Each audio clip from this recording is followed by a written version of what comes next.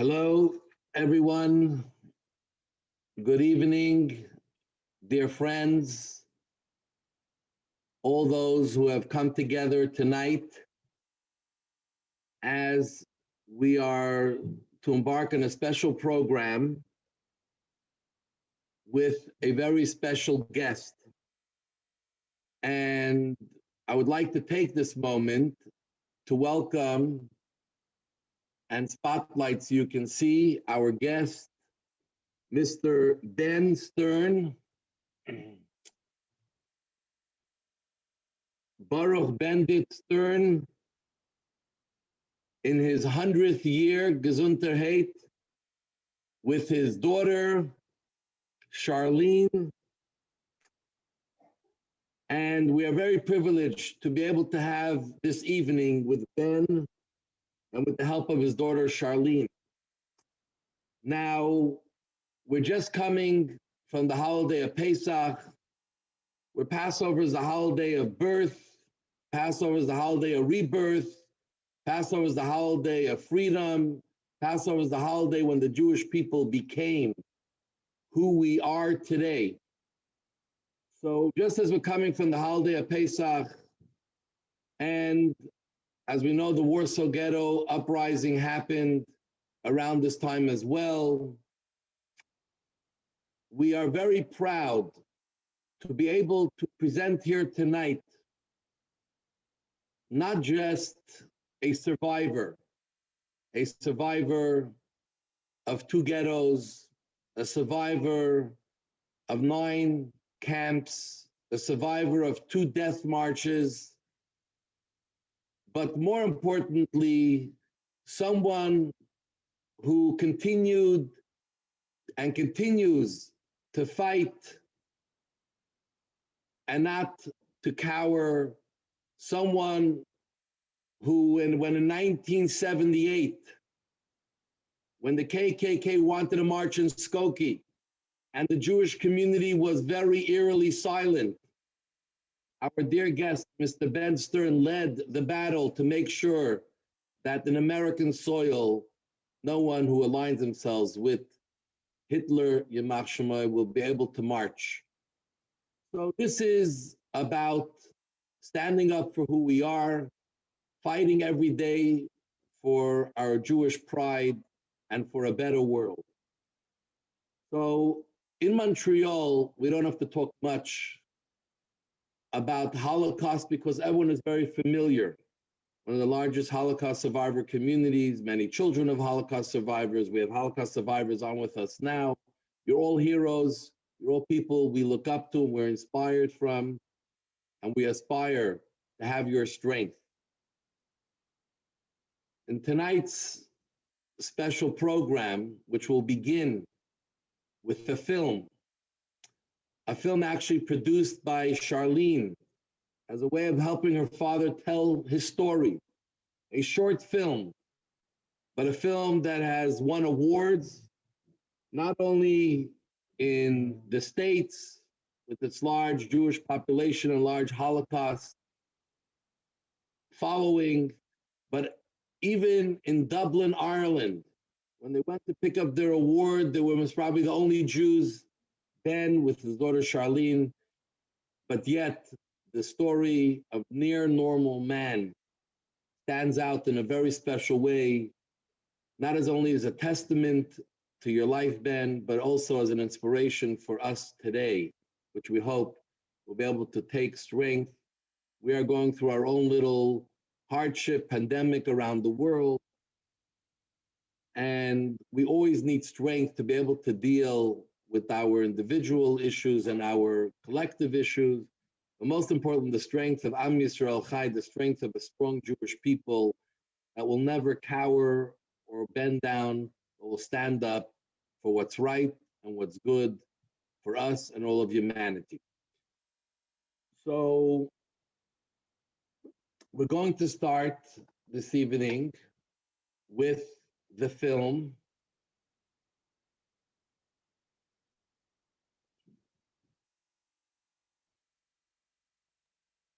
I'd like to have all of your attention.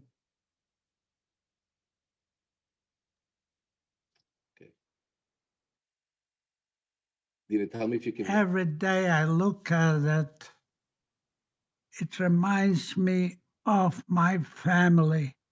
The triangle was extra dangerous prisoners. We were the dangerous Jews from the Warsaw Ghetto.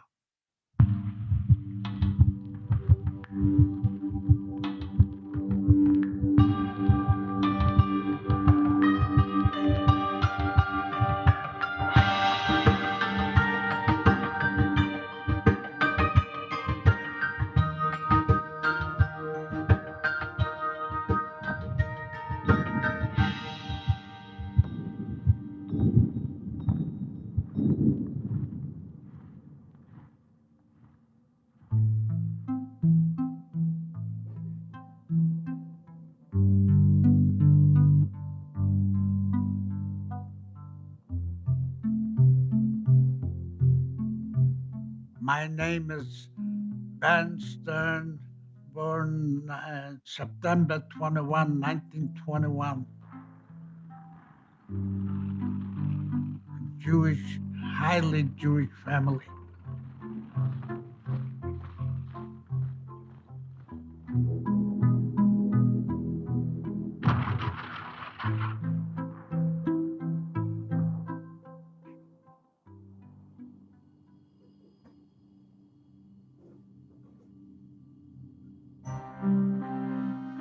Three Germans pulled up, came with a swastika on the arm, and they were grabbing boys, Jewish boys, to work on the streets in the forest. It was getting worse, beating. And my parents were worried. So they cried, please, whatever happens, you save yourself.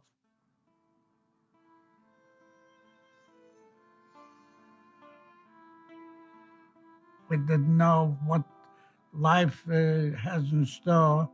I wanted to be with the family. Whatever happens, I wanted to be with the family.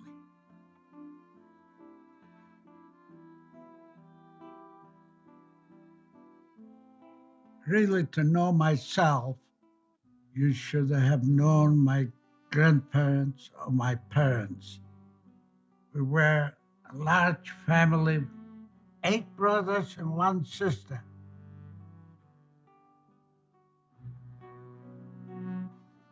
We were moved to one room. We had no means, nowhere to run to save. There was no running water, no toilet, no heating, no electricity. One room.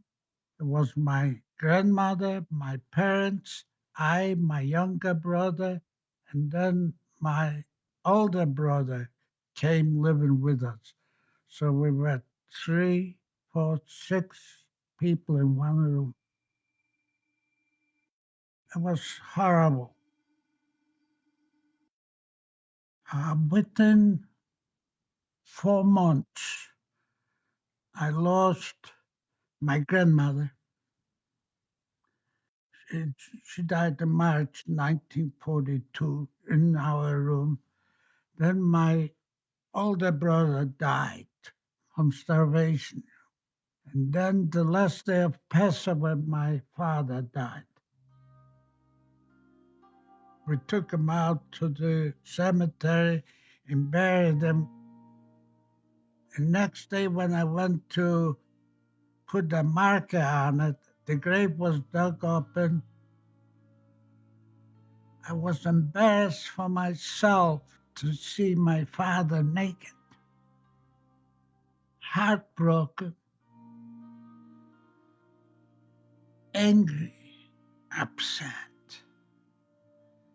helpless.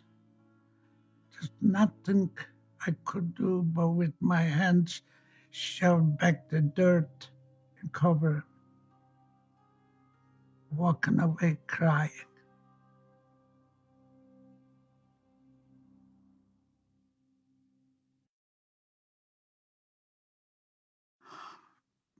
Three of us, my younger brother, my mother, and I was the third one.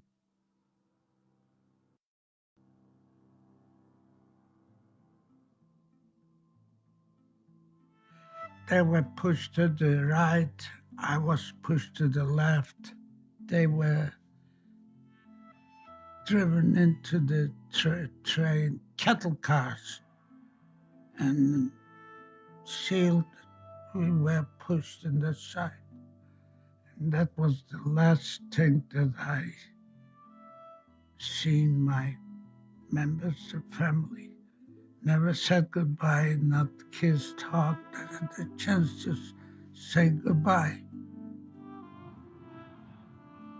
Chaos, screams, crying, beating. The Germans were packing the railroad cars, the cattle cars. People were screaming and they were chasing and pushing him and handing kids in. They all went to Treblinka gas chamber.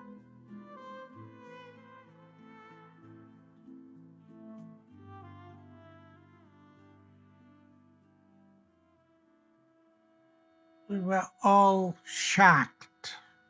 We were all not knowing what's happening.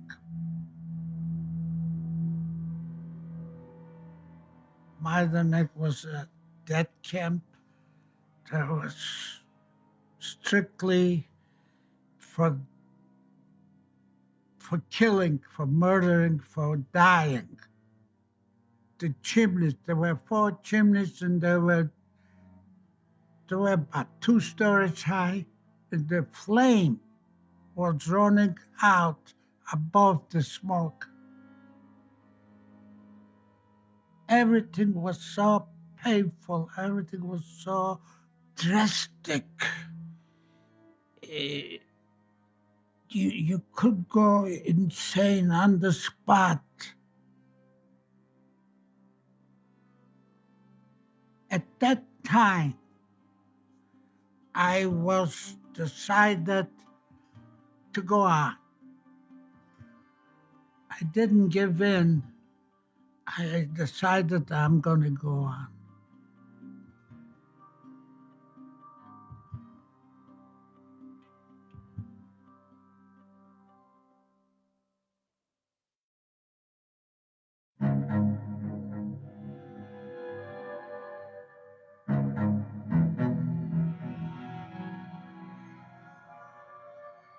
Then we got into the barrack, we got the tattoo. You gave up your name. Nobody used your name, but only the number 129,592.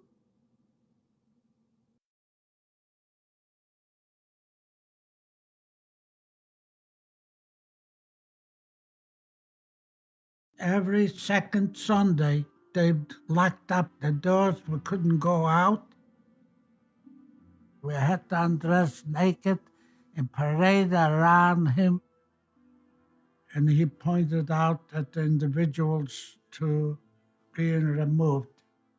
In the first selection, I was okay.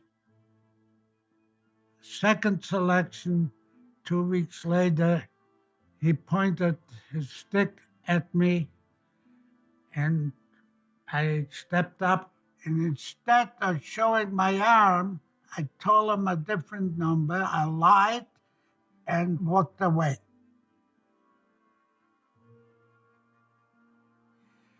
Next morning, Monday morning, they called that number, and there was no such number in our barrack. There was no such number in the camp. So spontaneously, and it's not prepared. I didn't think of it till it it came my turn, and I said 123, 592. And I got away with it.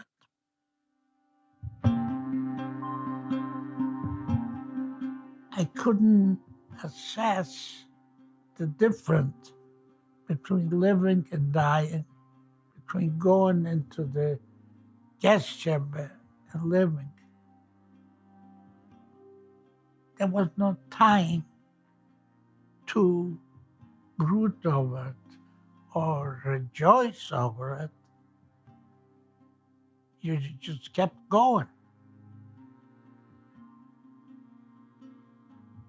And some of them went to the electric wires at night, and then they quit. They didn't want to go on.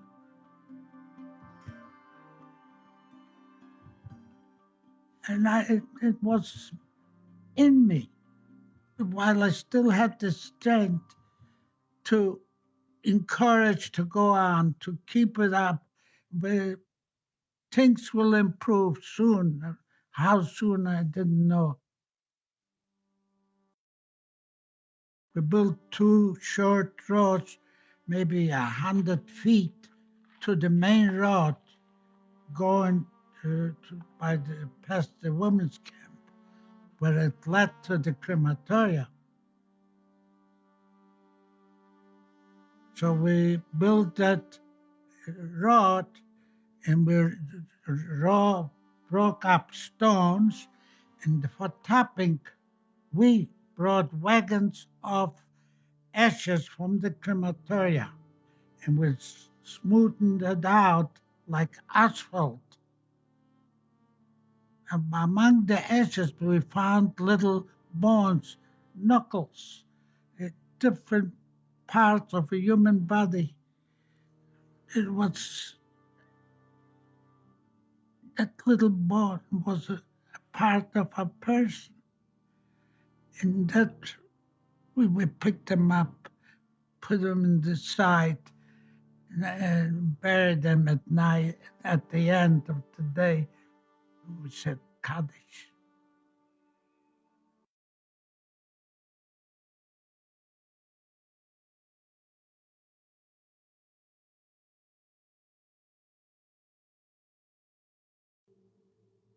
They gave us a loaf of bread and a blanket, and we left Buchenwald by foot.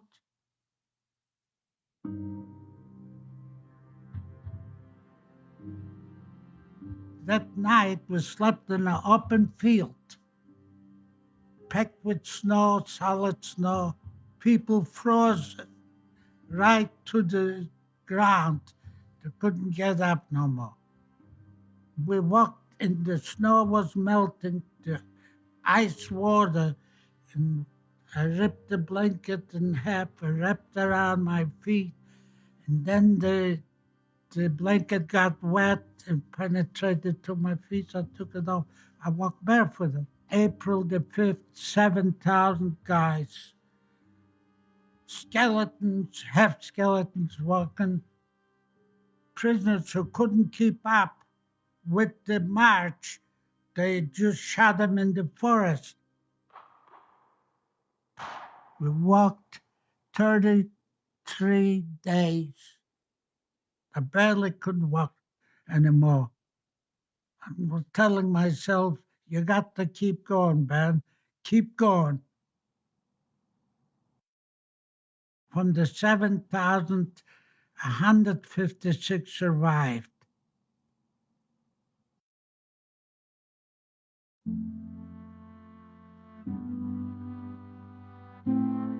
On May 8, 1945, the Nazis put us in two barracks, put dynamite around to blow us up. The Nazis fled in the forest. 5 o'clock, they disappeared. 7 o'clock, the American army was in. They came in and they saw that we barely existing, they said that you are free now. And by 9 o'clock, we got Red Cross packages food, 22 pounds. And we ate it all up. And none of us stomach could hold that much food. By the morning, there was no food left, and we had all diarrhea and typhoid.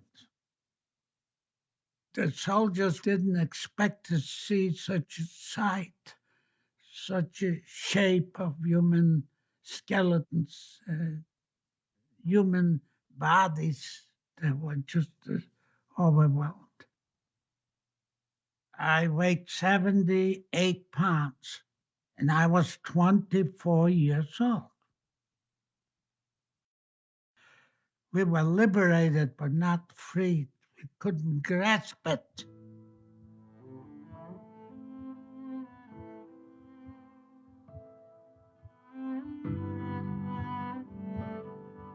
Where are my people?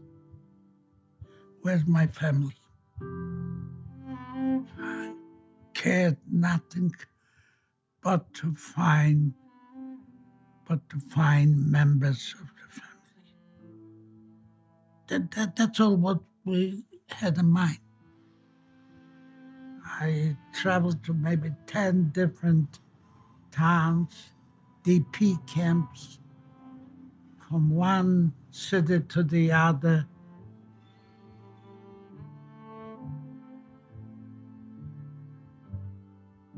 To me, they were alive all along. They were with me and helped me.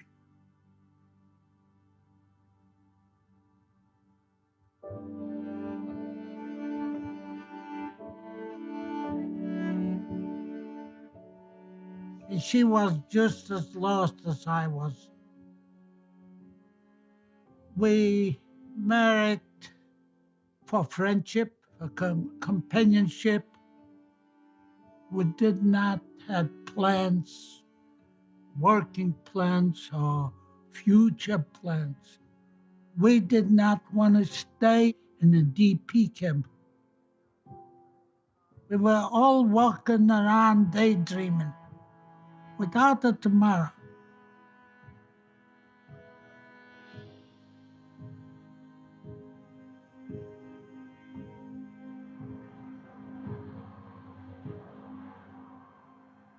I had my 10 fingers. I could work.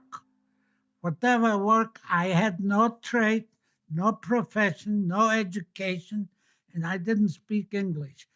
But I had that will to do it, to go forward.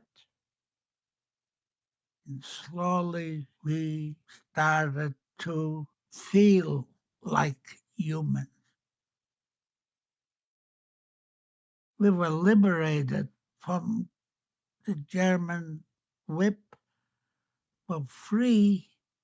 We never were free, but we couldn't part with the past. We carried the image of the Holocaust with us till the first child was born. It gave us the lift that we are human again. And I walked the street and I said, I'm a father. I'm a father. And the excitement in me, well, I just couldn't contain that joy of seeing a living thing coming out of us. It was just so sweet.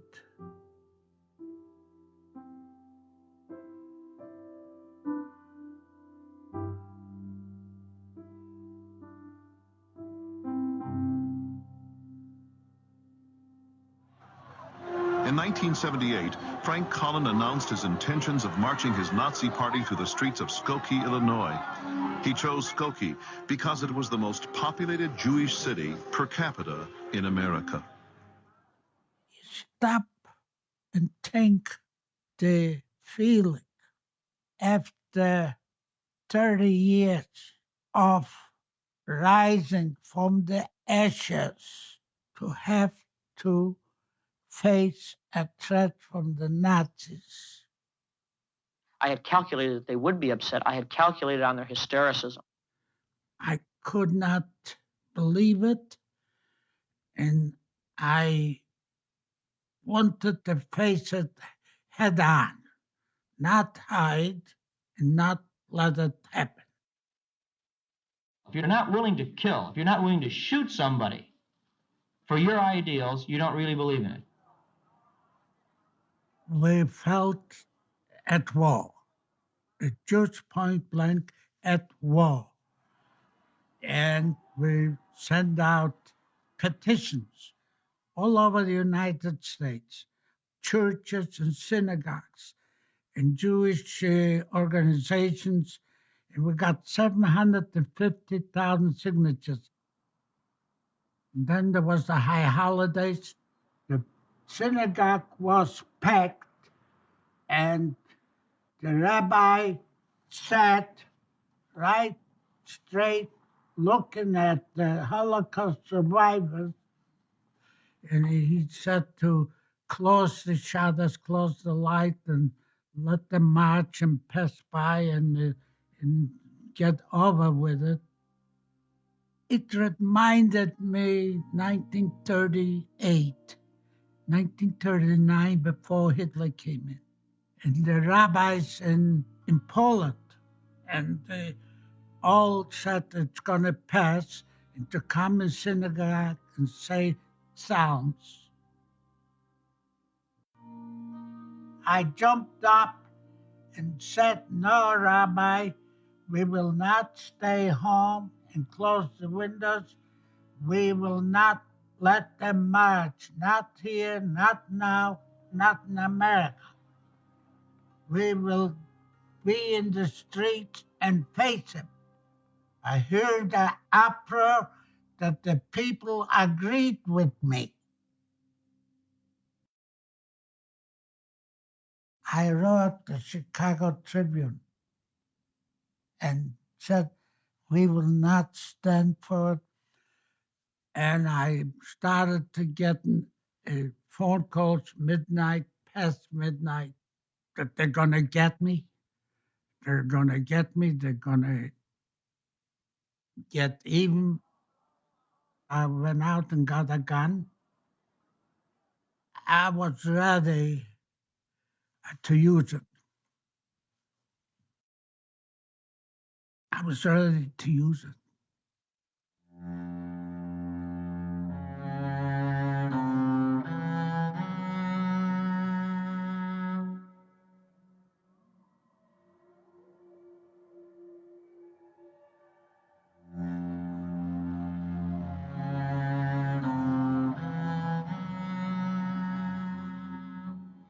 When the Nazi spectacle in Skokie was over, I took a hammer and busted up that gun.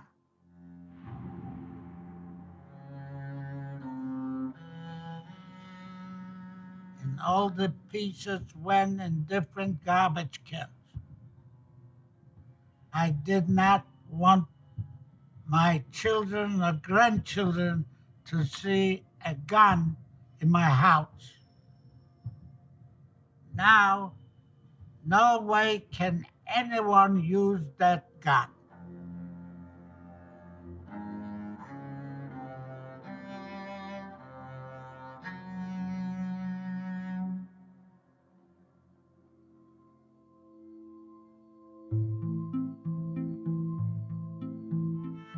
What God did, He created the heaven, created the earth, He created the angels, angel of life, angel of death, and then He created Holocaust survivors to tell them.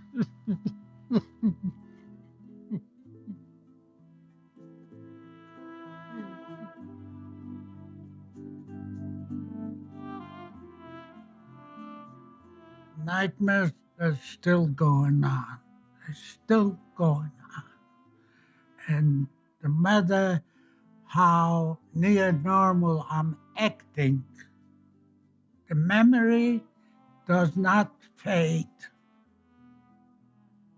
Anyone who comes out of the Auschwitz or the Holocaust cannot claim that he is normal. That's the price I'm paying for being a survivor.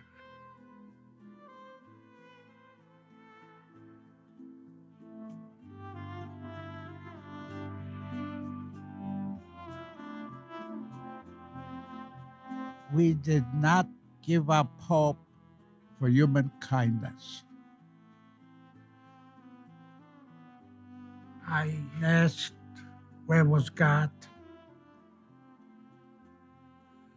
Did they hear the cry, the calls of the innocent, of the children? How could he permit that to happen? It's a nagging question, and that question is with me today. And I told you I'm going to ask that question when I get to heaven and have court with God.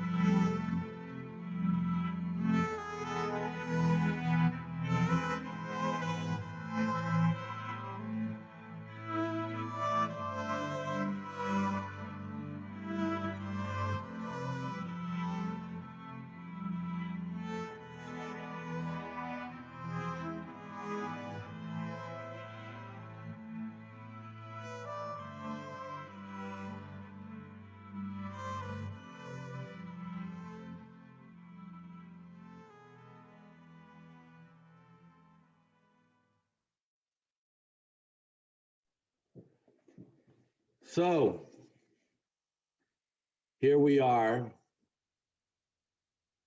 with Ben Stern this evening.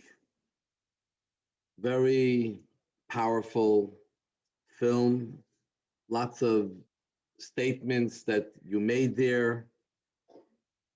So what I want to do this evening is I'm going to ask Ben, with the help of his daughter Charlene, some questions, but we'd love to take questions as well from you who are watching. You can put in the questions in the chat, or when I am finished some of the questions I want to ask, we'll open up. And if you raise your hand, we'll call you out and you'll be able to ask the question. Mr. Stern is on a mission to let his story be known, to let what he went through be known, and to let what his thoughts be known. So very open to any question you may have. It will help us to, cannot really say understand, but to help us process a little what a person who had gone through the Holocaust and had survived gave him the motivation to move on, to build a family, and to carry his story with him and want to share it with the world. Can I say something? So, Charlene, you and your dad, you're doing well. Ben, you're doing well. You're doing well? Do we get along? Do we get along? I think so. Rabbi, We got that far. We kept the sense of humor. Rabbi, you started the evening and told everybody to get comfortable.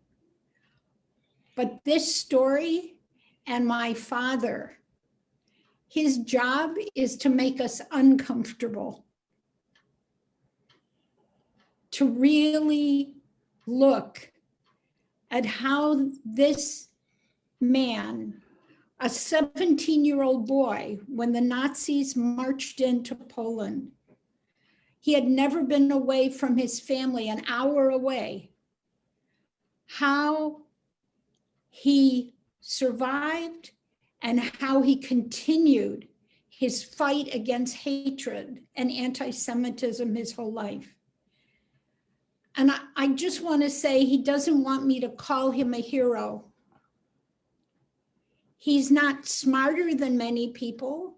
He's not stronger than many people.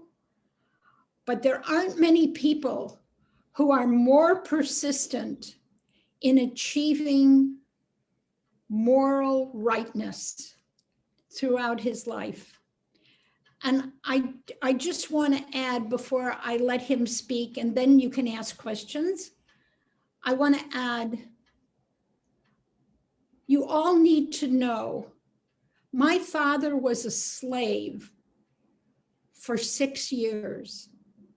He was beaten, he was whipped, he was shot at, he was a fugitive, and he was worked and starved almost to death.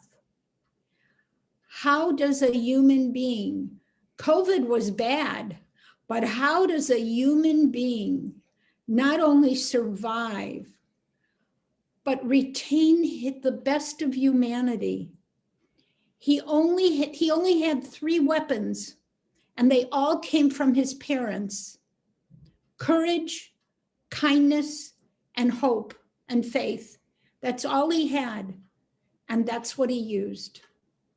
So I want to, if it's okay with you, Rabbi, I would just ask my father to say some words, and then let's go to the questions. That's why we're here. We'd love to hear your father. Okay. Hello, Rabbi. How are you? Good evening, and thank you again for coming on behalf of everyone who is joining tonight.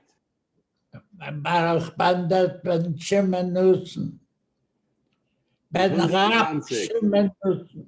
And Rav Shimenusen. Rab Shimenusen, yeah. Your father was a rabbi. Yeah, he had the rule. He didn't practice, but he Wow. he went through the Hebrew yeshivas. Which yeshivas did he go to? The food there belonged to Mazritch Rebbe. Mazritch. Rab Shlomo Rabinovich. Yeah. Wow. Okay. Mijn Seite hat mir gewollt machen für Biale Rebbe. He didn't want it. Wow. Royal blood. Biala Yeah. Chassidim, royal blood. Wow. Yeah. What do you want to say? They're proud of you. What? He said they're proud of you. Oh, thank you. Ich bin gerne in In die... English. I don't know if everybody knows Yeah. Yiddish. Speak English better. Oh. Okay. I was a little boy. My father took me to the Rabbi Mazritch, Vielka, the English. street. I remember the street. And it was a wonderful personality. And what happened when I took sick in a typhoid in the Warsaw Ghetto, and we didn't have what to eat or what to drink, No medicine. they went to the rabbi from Madrid, the rabbi, father's rabbi, and he said, help me, Rabbi. The rabbi said, go home, he'll be all right. And these are words I'm repeating because I'm here to Tell the story. He said, go home. I was in Sunday. That's how much my father's, the family. Then I went to the yeshiva, Piaseczna yeshiva, Kalmanus. Kleinimus Kalman. Kleinimus. Shapiro. Kleinimus Kalmanus Shapiro. Shapiro. The Warsaw. The Warsaw Ghetto, the Piaseczna Rebbe. He was a man, a hadrat panim. What? English? English? A beautiful face. A pretty face. Oh, okay.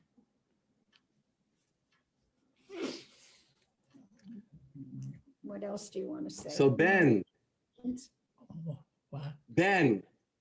how did you have the strength never to give up?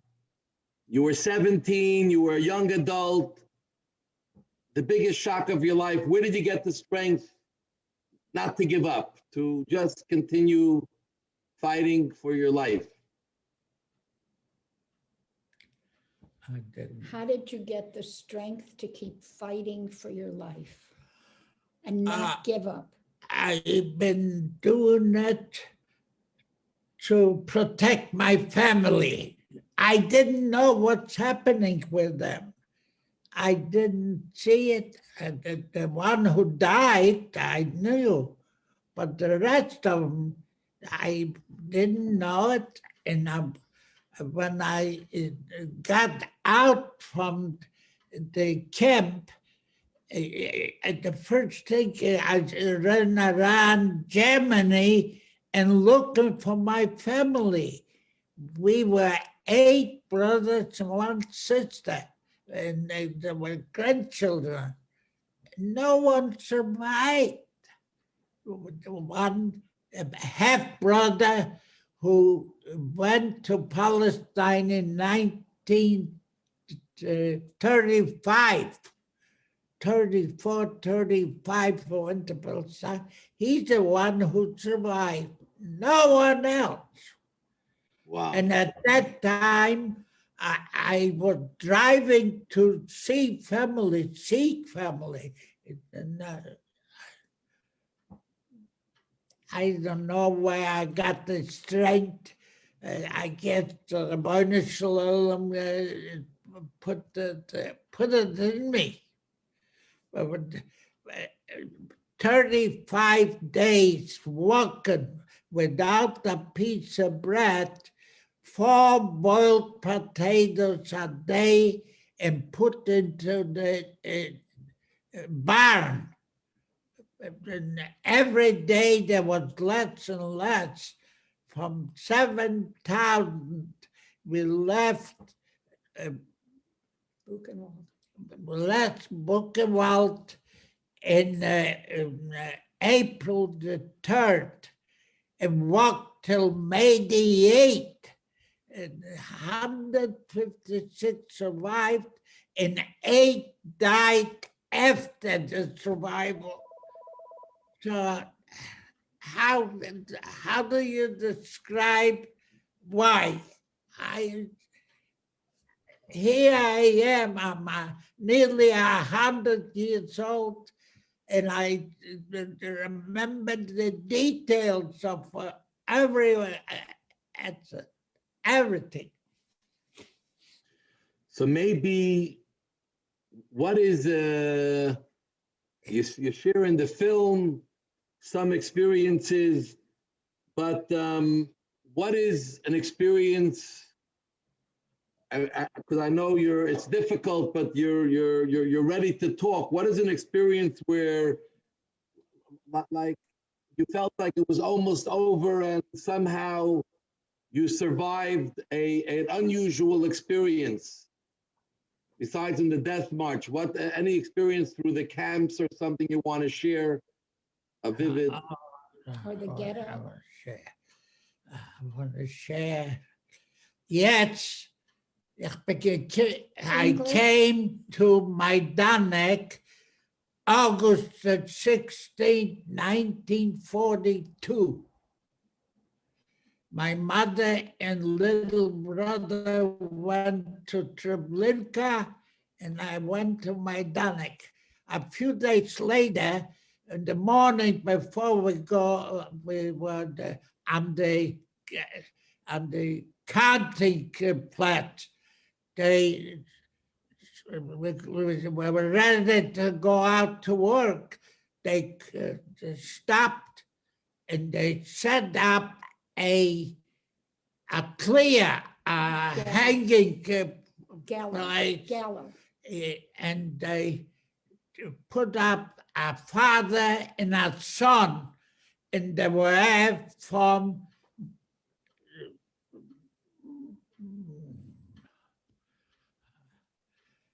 and they told the Father. the son The father. They told the father first. that told the father to hang the son. He refused. They told the son to hang the father, and he did. He did. And we had to stay attention with the cap in the head and facing the hanging. And after that young boy, 13 years old or so, was a threat in the camp. We were doing everything with, well, I'll tell you different things.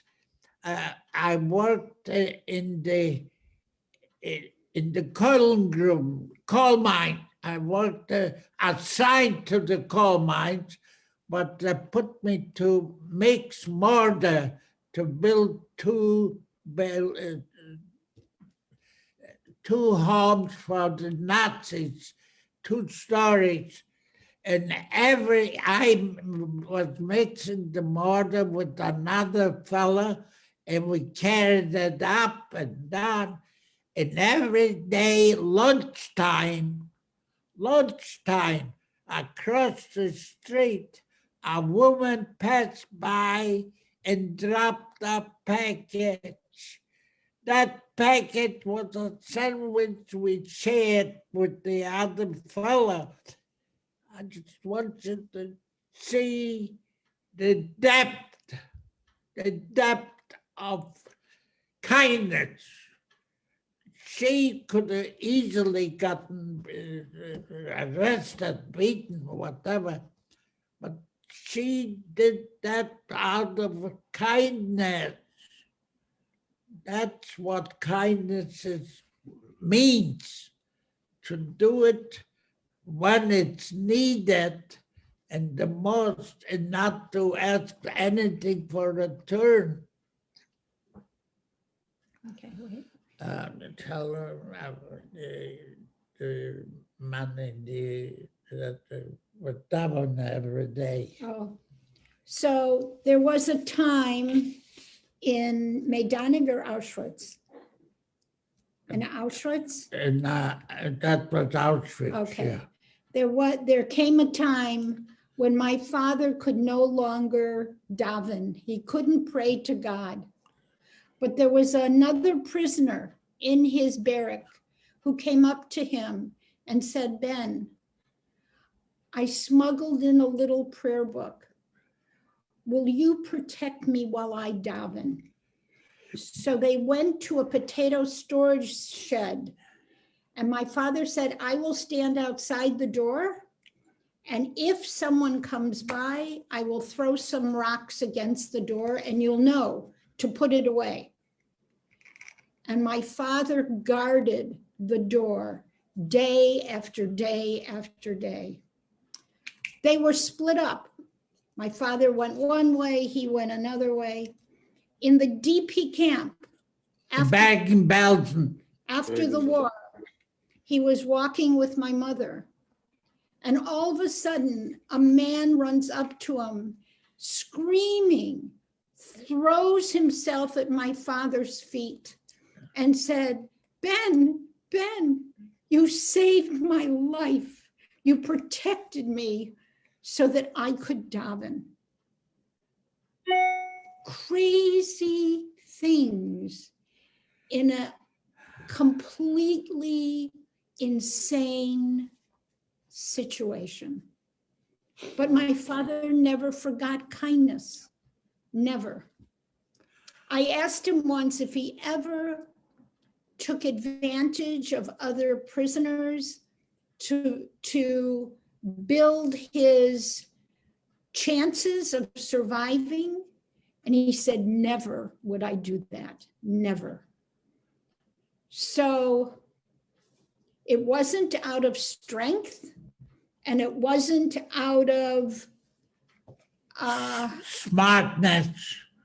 It's not smart. It's just the Schicksal of in Yiddish. not in Yiddish. Schicksal is the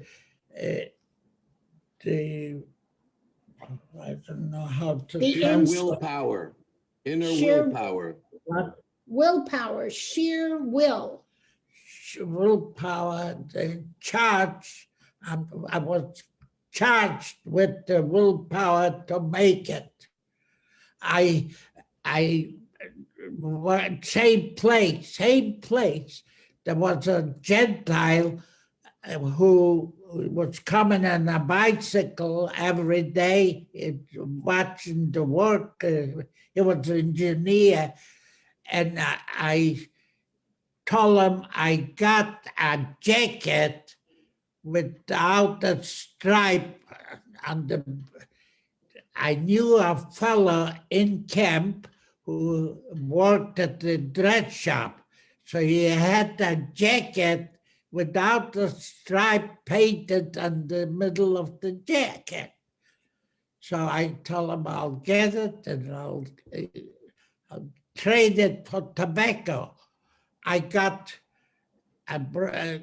took the jacket, I took it to the work, and the Paul gave me the kilo tobacco. I gave him the jacket, and I packed the tobacco with my inner lining. And before we gone home, I'm called into the shed. The capo is the guy who's in charge of the prisoners. He says, Chabad, you got tobacco? I say, yeah. It said, you're gonna carry it in, and if they catch you, they'll be you had. And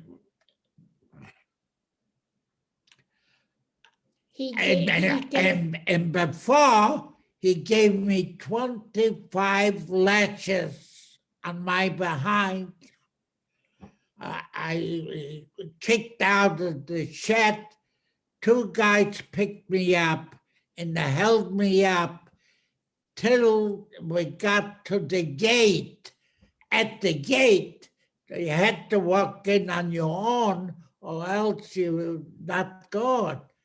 And I went through, I got into the barrack. The couple pulled the jacket off my back, emptied it out, and they didn't want to give me an ounce. I cried so badly. And then I want to tell you. Wait. He might have another question. Oh, okay. We're all ears and listening. It's on one hand the kindness, on the other hand dealing with a capo who dealt with you this way. You also made a statement that you always say that even though you were freed by the Americans May 8th, 1945, you had to free yourself. What do you mean you had to free yourself? And how did you free yourself? How did you free yourself from all of this that you experienced to be able to build a life with your wife, Helen, may she rest in peace, and build a family, children, grandchildren? How did you free yourself? You were liberated, but not yet free. What did you do to free yourself?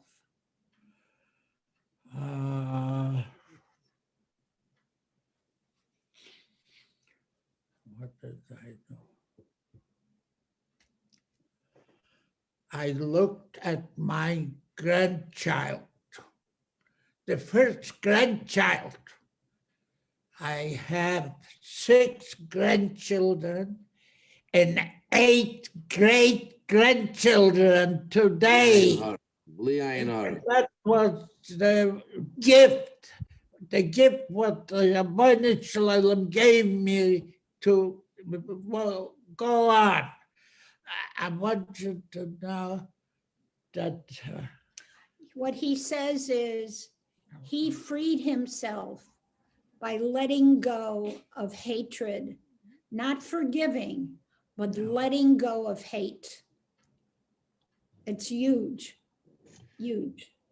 I think it's so huge because in 1978, in the America of 1978, when people were ready to be quiet and shutter themselves in their houses, even many of the Jewish leadership and many, I'm sure, fellow Holocaust survivors, but yet you somehow stood up and you said, no, you're not going to let it happen.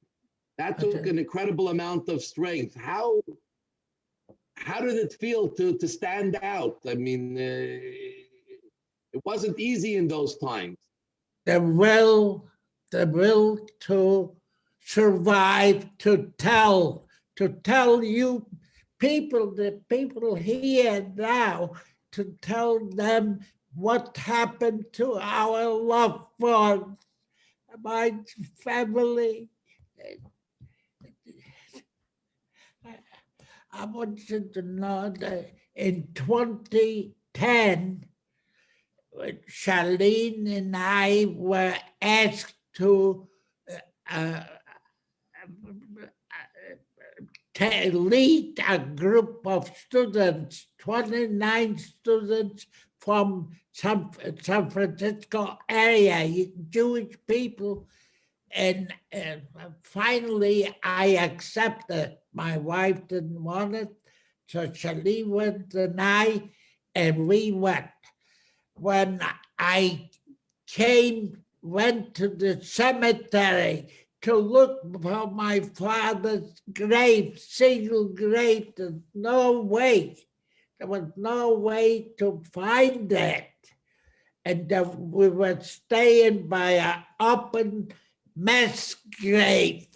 A mass grave was kept every day, 500 dead people. And we were standing, and I bursted out crying. We said Kaddish, and I bursted out crying. There's no such thing as you can't. You can. Yes, you can. You can do everything if you have a strong will to go on.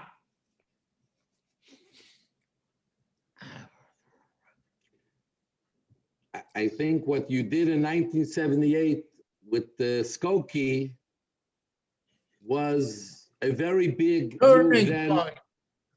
Was a turning point. Exactly. Maybe you want to tell us why you think it's a turning point. I'll tell you. I'll be right back. Go ahead. Go ahead. I'll be right back. Go ahead. I'll tell you that in Chicago, I came to Chicago with my wife. You know, we had nothing, naked. And my wife went to work for $1 an hour. and I went to work for 75 cents an hour. It's a different work, and she was a seamstress, and when she was, she, the Hayats, it would send us to the doctor. We had to check it for the government, for the American government. We had to check the health condition, and the Hayat sent to a doctor, and my wife was said that she got tuberculosis.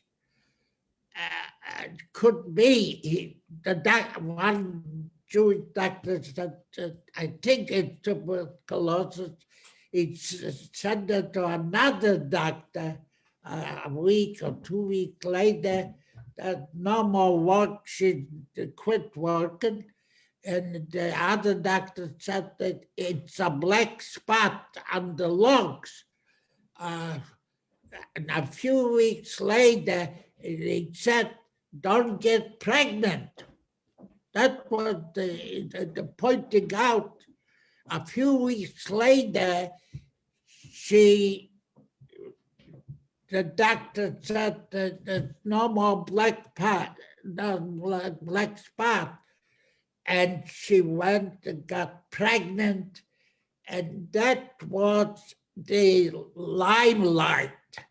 That was the lift of my neshama, my soul, to have bring a live child into this world for our joy. My wife, when she was, she prepared the Friday afternoon, Friday Chabad dinner, and I came home from work. She was, somebody took her to the hospital. She got paid, and I ran to the hospital, and I saw the baby that was out of this world. Nothing could match. And when I got out from the hospital, was Friday night, I bought a bottle, Muggen David Adam, and I walked the streets and I screamed, I'm a father. I'm a father. How can you describe the feeling of a father? So, Rabbi, what was your question? You talked about Skokie. Yeah, so your father's talking perfectly. Just what was going through your mind? What was going through his mind in 1978 when everyone was quiet and he decided he's not going to be quiet? There were a lot of survivors who disagreed. They didn't know what to do. And it was on Yom Kippur. And the rabbi was giving the drash. And he told them all, stay home, close the shades, let them march and they'll be gone. He jumped out of his seat, ran to the bima and yelled, Rabbi, you're wrong. We are not staying home. We are not going to hide, and we will not let them march. And it was a balagan. That was the end of the drash. But my father worked to get signatures, to write letters, to petition, to protest. And he worked with the mayor of Skokie, who was wonderful, and their legal counsel. But most of all, he reached out, not only to Jews around the country, but also Christians. And the signatures came in and donations came in. I want you to know that in Skokie were more than 300 Jewish survivors. 300? Over 300, I said. they all belonged to our organization, which was called Dr. Korczak. Dr. Korczak Igwe was the father of the orphanage in the Warsaw Ghetto. They had 200 orphans. And when on August the 4th, when they led the 200 orphans with Dr. Korczak in the front, were holding a baby, they were singing, and I saw it with my own eyes from the gate. And a lot of little things that that made we. One fellow was an orphan before the war, and he survived. He said we should name it Korczak. We named Dr. Korczak. We did a lot of social work for Israel, bond rights, and ambulances for the city of Skokie. We did a tremendous amount of kindness. Maybe we'll open up, if someone has a question, raise your hand, we'll unmute, we'll ask you to unmute. If someone has a question, a comment, something you want to say, just sort of raise your hand and we'll unmute you and you'll introduce yourself, you'll address your question. Or you can write it in the chat. Do we have anyone? I can't see. After I Yeah. persuaded my parents to move to Berkeley about 7 years ago, after Charlottesville occurred, the Nazis were emboldened in America, and they announced they were going to rally in San Francisco and Berkeley. And I was afraid to ask my father if he knew. But I asked him, I said, Dad, do you know that Nazis plan on marching in Skokie? I mean, in Not Berkeley. And he said, yes, I know. I said, what do you want to do? He said, I'm going to be there, and I hope I won't be standing alone. I mounted a campaign to get everyone to stand with him. There were close friends of mine who said, the city told everyone to stay home and close the shades. I said, they're wrong morally, and it is not safe to stay home. You must come out and stand with us. 600 people, 600 people were waiting outside the apartment, my father's apartment, to follow him on a march to the center of Berkeley. And he spoke to thousands of every background. You could have heard a pin drop. And in the end, the Nazis left without rallying. What was the name? The rabbi? No, I don't remember. No. So we have a question here. Morty Berkovich, you're unmuted. Morty, you have a question? Yes. I don't have a question, it's a comment. Ben, I'm so sorry that you went through this, but Baruch Hashem, I'm so happy that you are here to tell that story. You should live for another 40 years at least. Zayge Ben, Shiyasher Koyach. Amen. We have someone here who has a question, asking, what was life in Poland? You were 17 when the war broke out.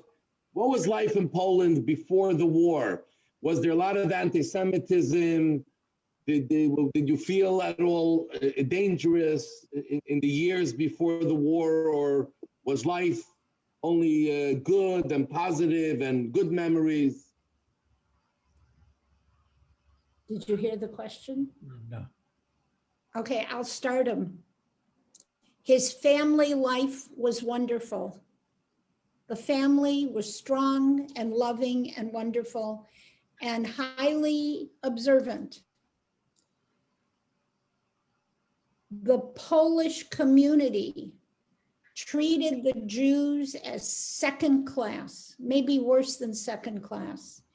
In a public school classroom, the Jews had to sit in the last row and they were not called upon. And my father used to tell me you would not walk home alone. You had to walk with your friends because the Polish kids would throw rocks and stones at you. And then together they would defend themselves. It was not a pleasant environment, but the family environment was so strong that was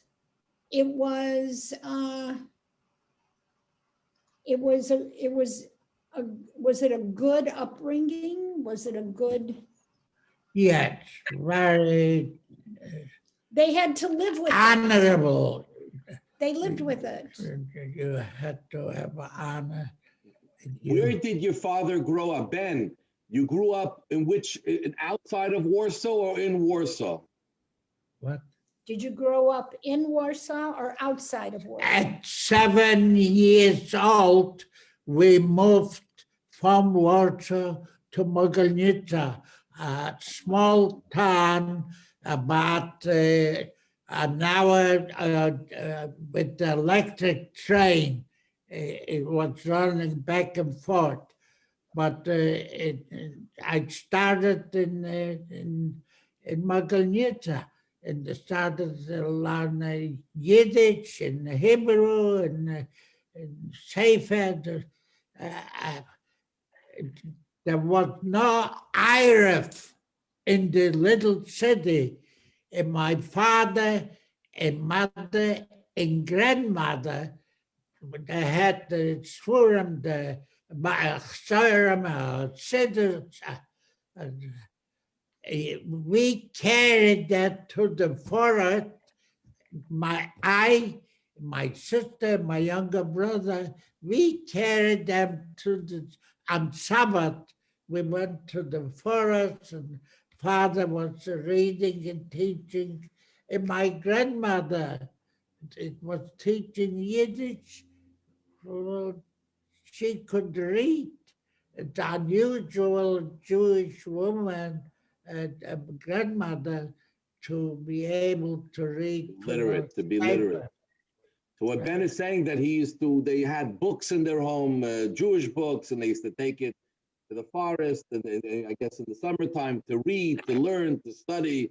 It was a very Jewish life and a very Jewish, richly Jewish home and life, even though it was a small shtetl. We have here Liat. You can ask your question or comment. Hi, Mr. Stern. Thank you so much for this important evening. I know you don't like to be called a hero, but in my book, you are a hero. So I was born in Israel, and my grandparents were hard labor and Holocaust survivors from Romania. My husband was born here in Montreal, and his grandparents were Holocaust survivors from Poland. His grandfather was from Prague. His grandfather lost his first wife and his oldest daughter, and then he married his grandmother in the DP camp in Austria.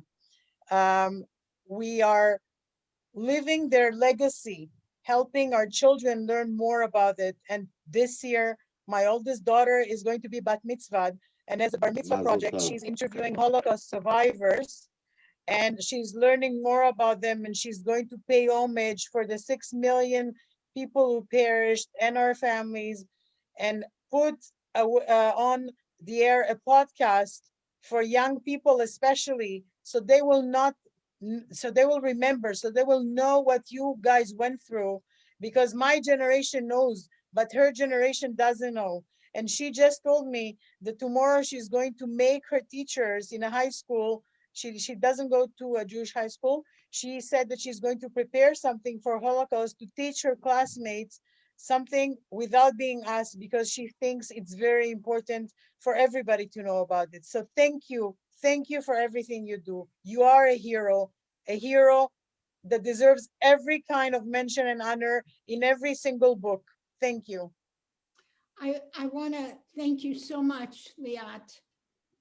I want you to know we have screens to tens of thousands of young people. I made the film for young people everywhere in this world. It is now in 175 countries. And what I want to say, which everybody will appreciate, when my father was invited to Dublin, Ireland to accept the James Joyce Award at the Dublin Irish University, 97% of the students are Irish Catholic, and they picked my father to honor. When we got, my mother, Allah Shalom, always told us, when you travel, pack a sandwich. You never know when you'll be hungry, when there won't be food where you are. You might not like it. So I told my father, pack a sandwich. We get to Dublin. It's late afternoon, but we want to walk. We went into the hotel and we wanted to walk. We're walking on cobblestone and he doesn't see very well. And I'm holding his arm and it's getting dark. All of a sudden he pulls away from me and I look and he's gone to the side by a store and there's a man sitting with his back against a storefront on the ground. And my father leans over and said, "Sir, are you hungry?" And the man said, "Yes." And he pulls the sandwich out of his pocket and he gives it to the man and wishes him good luck and health. The lessons of kindness run through the generations. I want to say one more little story about my father and courage. 3.5 years ago, my mother had come down with dementia and we could no longer keep her in the apartment. My father's heart was shattered. It was a few weeks after their anniversary party. His heart was so broken, I was afraid I was going to lose both my parents. So I said to my father, "You have a second bedroom. Let me find a roommate for you that you won't be alone." And because we're in Berkeley and the university is right here, I asked a professor I know, "Do you know someone who might want to be a roommate and help out with cooking in the house in exchange for room and board?" And a nice woman answered. The professor said, "Talk to her." She came to the apartment. And after we sat down and she introduced herself, she said, "There's something you need to know. I am the granddaughter. I am the German Gentile granddaughter of active, unrepentant Nazis." And my father looks at her and says, "And you?" And she said, "We're the opposite. My father left his home when he was 16, when he understood what they had done, and he never went back." So my father took a deep breath and he said, "Let's try it." It made headlines all over the world. A fiercely Jewish Holocaust camp survivor opens his house and his heart to the granddaughter of unrepentant Nazis. And he was asked, "Why did you do this?"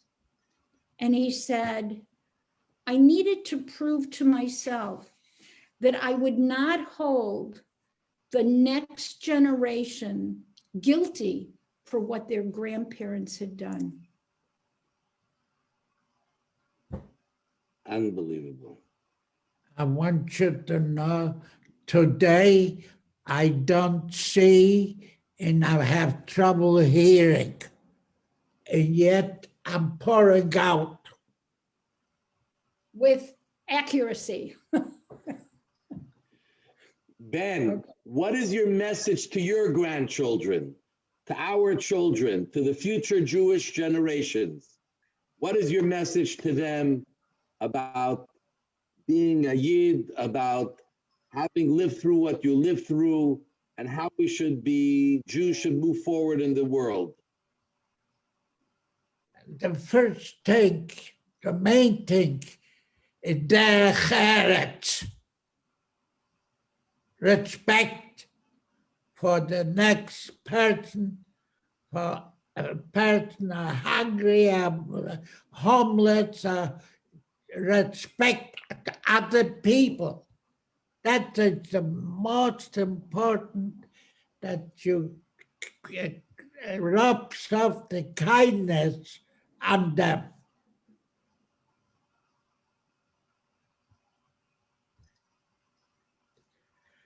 And not to stand by silent when you Of see course. something wrong. You must keep your eyes open and the ears fixed. And when you hear threatening words, you must speak up. You cannot let it go. And I would add that the lesson I have learned is that you must reach out to people not like you.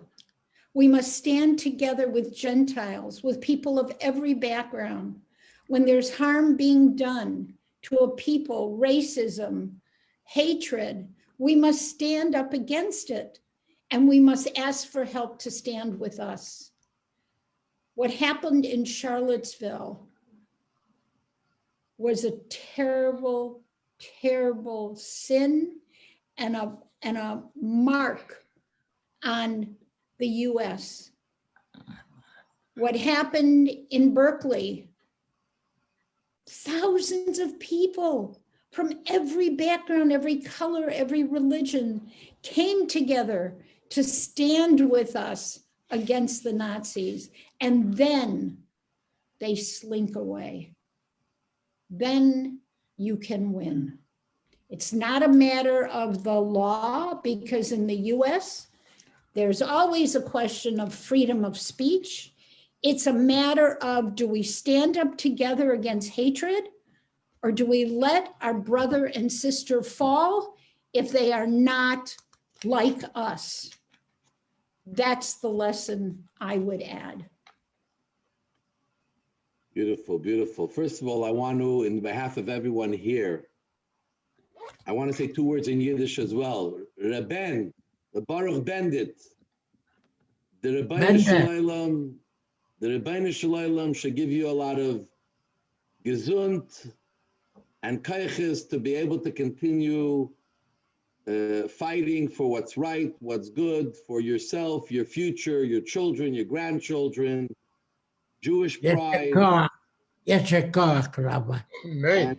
And to continue to tell your story and empower us to be able to know that all that you fought for without understanding how, we will continue to fight to keep the Jewish people strong and to keep the morality of ourselves and the world in the right place, and to spread more goodness and kindness and get rid of hate and evil. So I really want to thank everyone for joining. A beautiful evening, very inspiring. I want to thank Charlene for bringing your father with you and helping us make this evening happen. And then, And I want to say, Yasher Koach Liat to your daughter. There are two ways of knowing. There will not be many more survivors who can tell this story. I am a student of my father's for 50 years. There's a way to learn that just leaves it in the head, but when you touch the heart and the head, they never forget. These young people never forget. We have a screening tomorrow with 4 colleges back east at the same time in the US, because one student who was a 12-year-old heard my father in Berkeley and is now in college and said, please, can Ben come and talk to us? They don't forget. Thank you, Rabbi. Rabbi, I must tell you, I sit here and I recall August 17th, 18th, in 1942 was Yom Kippur.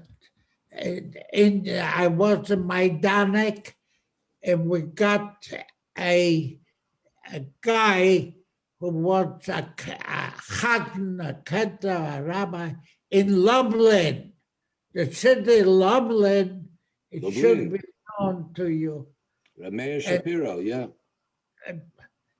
He asked for protection, and I remember distinctly he was standing in the corner, and he screamed, Avinu Malkeinu, Shema Koleinu, Chutz v'racham aleinu, Kama v'chutz anesta filut, say no. Amen. Wow. It's a long time ago. Wow.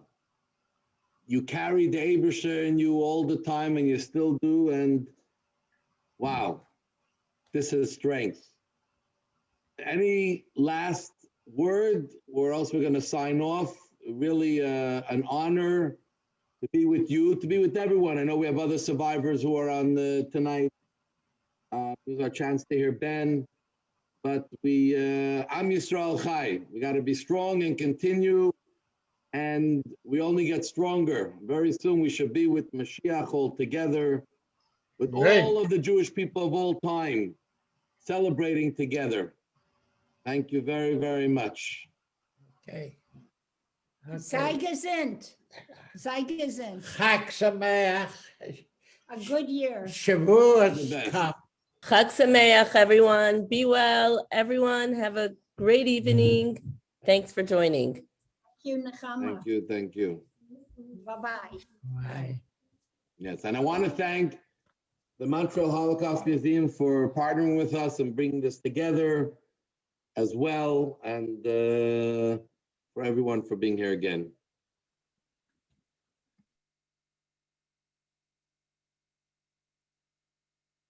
Beautiful. Hmm?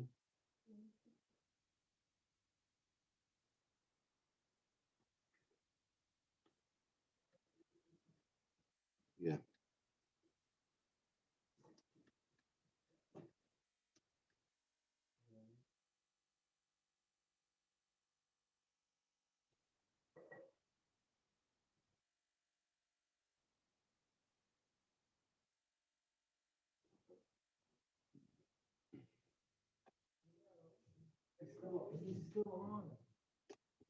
People still.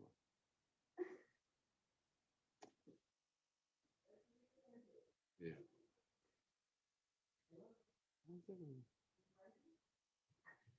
Okay, be well, everyone. Again, thank you so much. Good night. We'll see you soon.